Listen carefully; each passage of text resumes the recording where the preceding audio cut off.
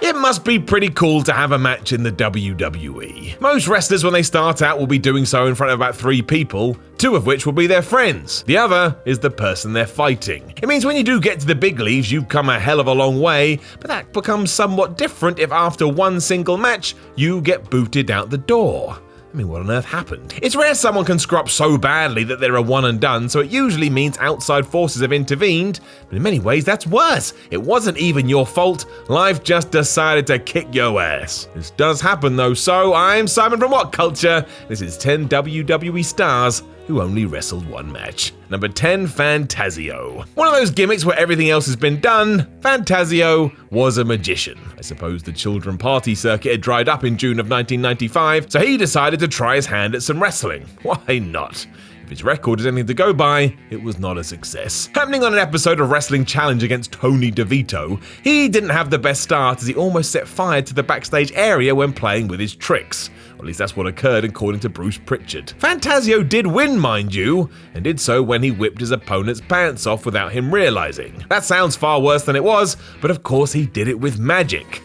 What else? He would work some house shows in a dark match, but he never ever made it back to TV, and I don't think too many people were that upset, apart from maybe Phantasio himself. Even Mantor was able to get on television more than once. Number 9, Key. I mean, come on. Key? What's next? Lock? Ring? Hole? As you will know though, if you're up with such lingo, this was of course WWE's way of introducing a drug-dealing character to proceedings, as the Attitude Era proved that it had no boundaries. Played by Vic Grimes, who you may also know from taking a crazy bump off some scaffolding, he turned up in 1999 teaming with Test and Prince Albert to beat some jobbers on Shotgun Saturday Night. It was confusing for fans as he looked like a Gangrel ripoff, and even though he did have 2 more matches, none of them were televised. Grimes joined ECW after this, before almost killing himself in 2002 on the indie circuit with the aforementioned fall.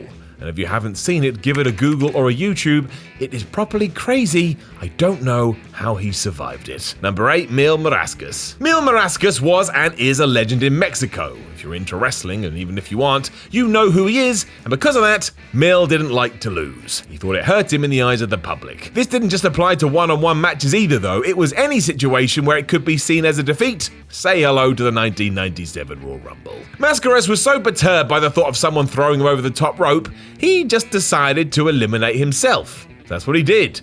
He then vanished from WWE TV and wasn't seen again until 2012 when he was inducted into the Hall of Fame. It's so funny watching now, even more so when you remember that a lot of younger viewers in the late 90s would have had no idea who this was. So they just saw this masked guy no-sell everything and eliminate himself. He is a kind of hero for all the wrong reasons. Number 7, Priscilla Kelly. When Priscilla Kelly fought Deonna Purrazzo in the 2018 NXT Mae Young Classic, she was barely out of her teens. That is pretty impressive. She was mostly used as a punching bag for Deonna, but still, who can say they competed for the WWE in such a position? It certainly helped as it put her on the map to some degree, and as I say these words, she's employed by AEW, and she's only 22. It does mean, of course, that from here her career could go here, there, and everywhere, but at the moment, this remains her one and only televised WWE match.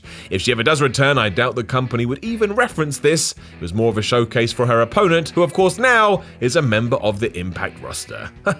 Oh, how things change. Number 6, Nicholas Kuhn. That last name may have thrown you, but yes, we are talking about Braun Strowman's WrestleMania 34 tag team partner, who was 12 years old and a child. It's what makes this photo of him and Cesaro in a ring amazing. It looks like a grown man is about to wreck some kid. The son of WWE referee John Kuhn, Nicholas has done something few of us can brag about, which is that he is a former tag team champion. The idea was that Strowman was such a monster he could win these titles even if his partner was a youth.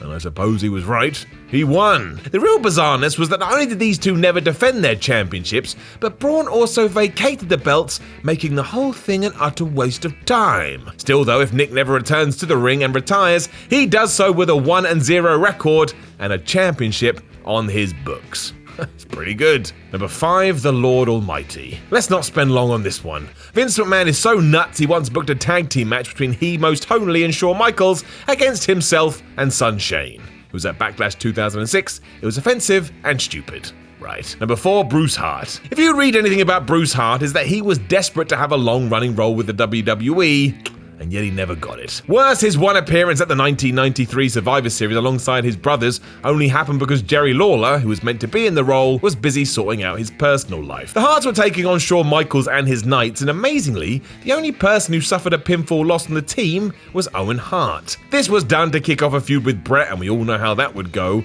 but Bruce actually wanted to be involved there too. He decided he should be the sibling who turned on the Hitman instead of Owen. Bruce Pritchard revealed this on his Something to Wrestle With podcast, but it fell on deaf ears. Vince McMahon was not interested. Bruce was able to act as somewhat of a consultant, but outside of that pay-per-view showing, fans never saw him again. Well, unless they bumped into him on the street. Number 3, Jushin Thunder Liger. Given how legendary Jushin Thunder Liger's run was, it's kind of amazing that he only had one showing on WWE TV. Technically, he did work on a WWF card where they were touring Japan in the early 90s, but over here in the USA, this was it. WCW treated this differently as they used him loads over an 8-year period, but under Vince McMahon, it wasn't until 2015 and an NXT TakeOver event. It was the opening bout of the first Brooklyn pay-per-view where Liger took on Tyler Breeze, and I tell ya, it was just great. It's not the best Jushin match you'll ever see, but with the fans' reaction and the sheer joy on Breeze's face, you can't help but enjoy it. It's just a lot of fun. Liger is now retired, so don't expect this to change anytime soon,